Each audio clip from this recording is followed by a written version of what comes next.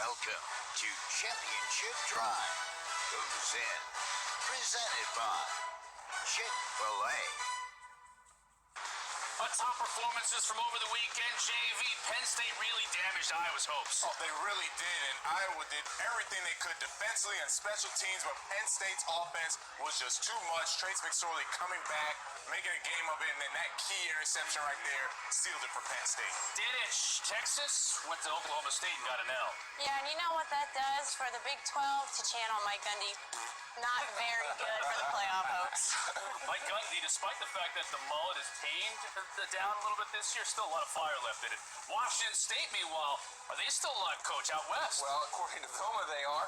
You know, you go to the farm, you put a 41, that is impressive. And this Gardner Minshew, he's lighted up. He was 40 for 50. Why isn't he in the conversation? The numbers are ridiculous. The transfer from ECU. He's got him going. And Georgia bounced back in a big way. They beat Florida down in Jacksonville. Kirby Smart and his staff, they coached their butts off this week. You knew it. You saw the way this team came out prepared to play now. Where do they stand in the conversation as they make a big comeback after their loss to LSU?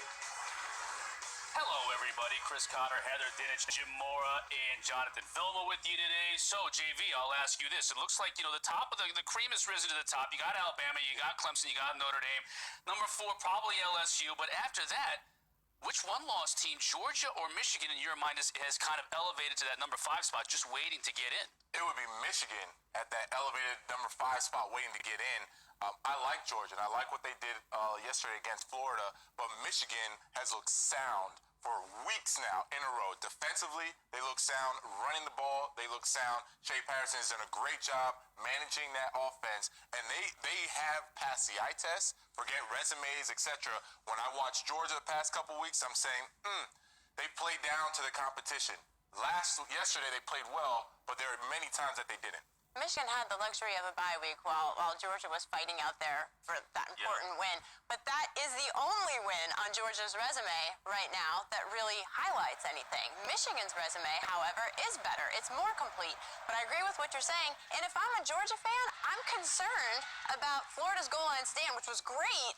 But look, you go 5 plays and get -1 yards. I'm not so sure. I'm not sold that Georgia is a team that can really compete with Alabama if it gets to that point. Yeah, I think for the reasons that you both said, Michigan is a solid number 5 for me. You know, they not only consistent defense, dominant defense. Yeah. Really outstanding running games. And as you said, Shea Patterson has made a world of difference. He's given Jim Harbaugh now a guy that he has confidence in.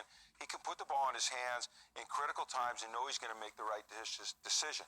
We knew he's a good thrower. He's also a good runner. He's a good game management guy, and he makes good decisions. Yeah, I'm really worried about, to your point about Georgia, was this just one of those games where they were so excited and so up for it because it was a big game that then they have a letdown and they go right back to who they were 2-3 weeks prior, and we're trying to figure out, man, why is this score so close? They're not playing well. They can't do that now because I got the showdown in Lexington on Saturday. Right? So I would love to see if they can be up for it emotionally as they were for Florida. Well, and one of the other things to watch on Tuesday when the rankings come out back to Michigan is where are Michigan State and Wisconsin ranked? Wisconsin lost. So those kinds of things impact those contenders' resumes. The winner of that Georgia-Kentucky game, by the way, next week in Lexington, will be the champion of the SEC East and will play in the SEC championship game. It's mind-bending. The folks in Kentucky are going to go bananas this week. Speaking of going bananas, I think JV did at the top of the show. No offense to my friends out in the Palouse, but you just offended them. Sorry, I love everybody out in the Palouse. 100% offended. But now you're telling me that Washington State is in the mix here. Why not? Why wouldn't they be in the mix? If we go by resumes, we talk about LSU and how they've beaten 3-4 top 25 teams. They look good on defense, etc. I'm looking at Washington State and saying they played 3 top 25 teams. They've beaten 3 top 25 teams. They had what top 25 are you looking at? What Oregon? There was Washington, Utah. No. Utah they beat. They beat Oregon and they beat Stanford. They played Washington in the Apple Cup. What did Oregon do on Saturday night? So which way do you want to go with that? Because LSU's teams aren't ranked. Miami, it's unranked. Mississippi State, unranked. So we're either going to say that they played and beat 4 top 25 teams, or we're going to say that they weren't as good. So you can't have it both ways. Either there are top 25 teams when they played them and they beat them, which Washington State beat 3, or we're going to say that LSU has beaten only 2 top 25 teams and they were ranked at the time they played. Can you have it both ways? Yes, You can have it both ways. Can you look at it in both ways? Like, they did beat them when they were ranked, but at the end of the day, where we stand right now, when you look back at it, it's Fine, not, it's so not if you as do that, impressive. then you're going to say LSU's schedule is not as tough as we're saying. But I agree that LSU's schedule is very tough, and when they played them, they were top 25 teams. So I'm giving the same credit to Washington State. No. Yeah. See, what you're missing is Washington State's non-conference schedule, which does not include one Power 5 opponent. And by the way, every past 16 semifinalists have played a Power 5 non-conference opponent. To me, I would maybe give an edge over a two-loss conference champ over Washington State. But look, that's that East Coast bias again. Look at some of the teams in the SEC. First of all, Pac-12 plays 9 conference games, while the SEC plays 8. I agree. They need to normalize the schedules across the conferences. In the season. Alabama essentially gets a bye late in the season playing, I don't know who they play. They play like Little Sisters of the Poor. I don't know. So, I'm a West Coast guy. I agree with you.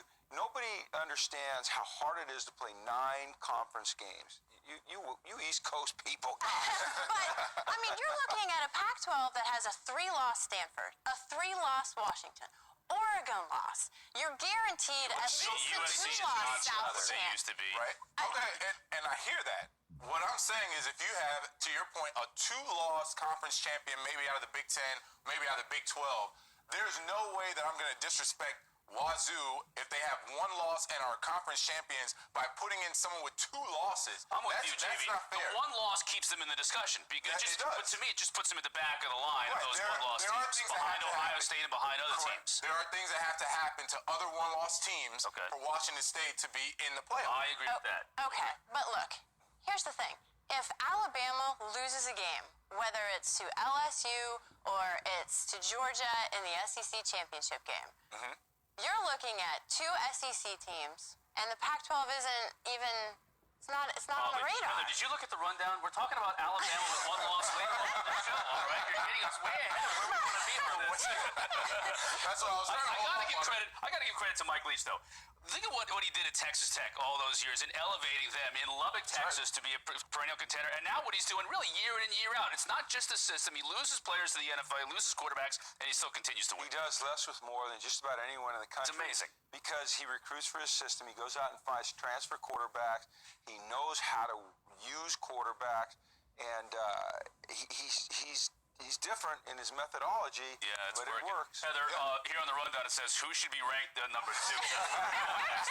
Because all we're talking about, and for good reason, is 5 and 6 and 7 and so forth, with the top 3 teams really being locked in stone. But we're not really talking about who should be number 1, 2, and 3. Alabama number 1, I think we all agree with that. But then you kind of get into a little gray area with 2 and 3, right? Well, that's because, and they don't just look at resume. When a lot of people on my Twitter feed are saying, Alabama, what did they do to deserve number 1? Well, they're also looking at the fact that Alabama is number 1 in offensive efficiency, number 2 in defensive efficiency, and Clemson is right there on defense. They're so good up front. Their past two games against Florida State and NC State, they've dominated. But LSU, when you go back and look at that resume, it's not all just about top 25 opponents. It's about quality opponents, teams with winning records. And I think LSU at least makes a case. Now, look, I said this morning on SportsCenter that I think Clemson's going to be number 2 in the committee's eyes because of things I mentioned, but I think there's going to be good debate in that room, at least consider. You might say Notre Dame. You're going the LSU route. You see, the difference for me is quarterback. Alabama has 2 quarterbacks. Clemson has a young Trevor Lawrence who's not a young player anymore. He's grown up this year. He is showing great signs of maturity, and you cannot discount that. I don't see LSU with a big-time quarterback who could just win the game by himself. I agree. And to be honest, I'd be very disappointed if they had a major discussion with LSU number 2 and Clemson number 3 or number 4.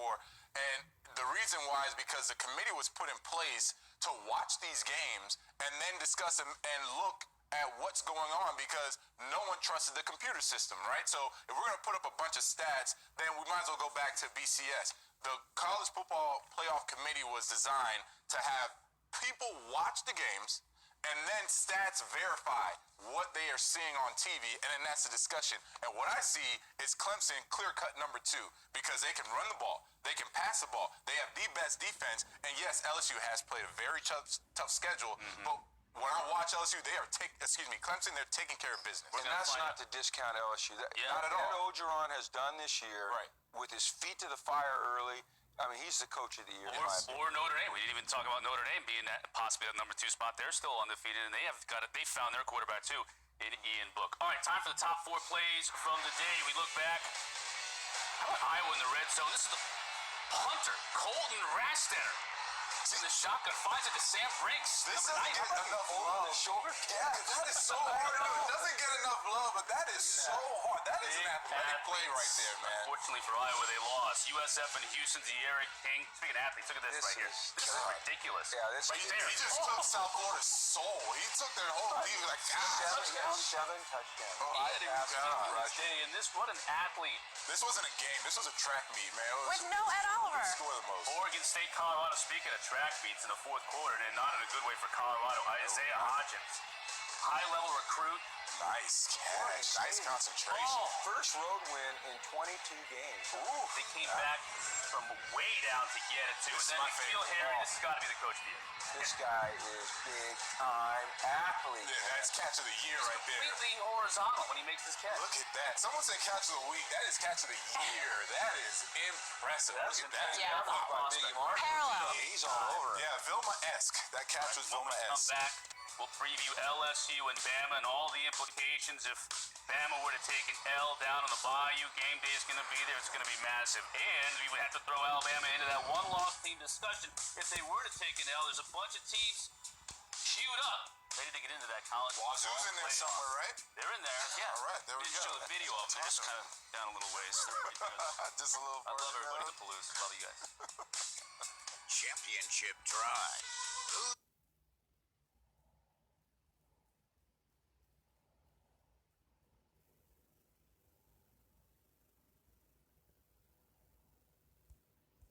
Is mayhem.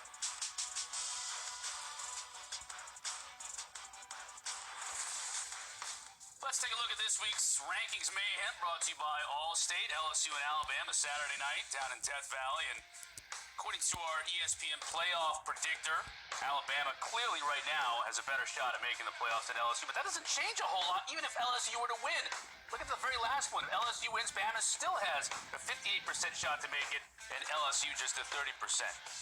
Now, the people that came up with this ESPN playoff predictor are the same type of people that sent people to the moon and invented the microwave oven, a lot smarter than we are, okay? But at the same time, you got to wonder, why is Alabama getting so much love here, even with an L? They still have such a great shot to make. So they're getting so much love because even if LSU wins, they still have a tough road in winning the SEC title game. While Alabama has an Auburn at the end, a cupcake after that, and then they're just resting. So they're saying, well, look, a one-loss Alabama is still better than most of the playing field on getting into the playoffs, which is why they have the opportunity. I don't like it. That being said, I don't like it. I want it to matter when Alabama plays LSU. I want that to mean more than just, oh, it's okay, they still have a good shot. Well, I think it absolutely does matter, especially if Alabama wins and then loses in the SEC championship game. Look, people have a right to question Alabama's strength of schedule. This would be the biggest win, hands down, for them, and it's an important one because if they lose to Georgia in the SEC championship game, will they be able to do what they did last year and get in without that conference championship game? I think they still would, but that's why this win would matter. Where are the big wins? Especially over Washington State. I don't care about strength of schedule when you talk about Alabama. This is an if you watch football, and you guys do, this is an outstanding football team. They do everything well. They're one of the only dang defenses in the country that knows how to. Lesser opponents. It doesn't matter. It does matter. No, it doesn't. I'm going to tell you something. Okay, go ahead. You can spot talent. You can spot discipline. You can spot guys that know how to tackle, that do things right, that are athletic, that know how to make plays, regardless of who they're playing against. Alabama is supremely talented. They've got two outstanding quarterbacks. They can run the football. They can protect the passer. Tua is special. They got receivers who can get downfield. You've never seen anyone as open as these guys. They play great defense. There's a horrible lack of tackling in college football and defense. Alabama is so fundamentally sound on defense, tackling. I don't care Okay, so Jim, how about about their this? strength of schedule. When they play LSU, of all the things you Well, said, they're I gonna beat agree with, LSU. if they lose to LSU, then it will be because they either didn't tackle well, or run the ball well, or pass the ball well, or play good defense, right? So that will be on film for everyone to see. Yep. So then how can we sit there and continue to say they're so outstanding, they still should be That's in? just my opinion. When they face, and I hope that that's not the opinion of the committee, because when they face a good opponent and they lose, then one of those things Well, you're assuming that falter. they're not going to lose. But I'm assuming everybody if they did lose. assumed Georgia wasn't going to lose to LSU either. Everybody thought Georgia was going to cruise against LSU. Hey, look, I that's love LSU, and you're right. You're so right, because we have all kind of said, LSU, discounted LSU. What I'm saying is if Alabama loses, then we can't sit there and look at all the games prior to LSU game. We need to look at the LSU game. If they lose to LSU, and say, when Alabama faces a good team, this is who they are. And if this is who they are, then they don't deserve to be ahead of other people who have fought and won their conference and have one loss. Okay. We haven't even seen Tua in the fourth quarter. What does he do when he's got all actually... those great tailbacks. We haven't seen You saw him in the Harris. fourth quarter of the national championship game last year. We'll see him in the fourth Touchdown quarter to on win it. Saturday night, I saw him I in the fourth quarter.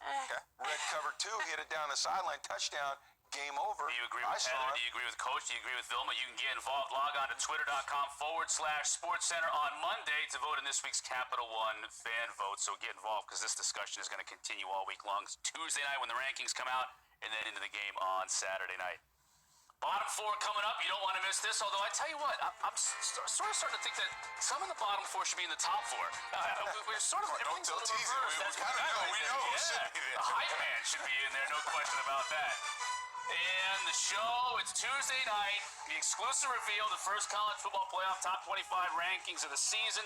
7 o'clock Eastern, reaching the guys. Whole cavalcade of stars. You don't want to miss that. And sports.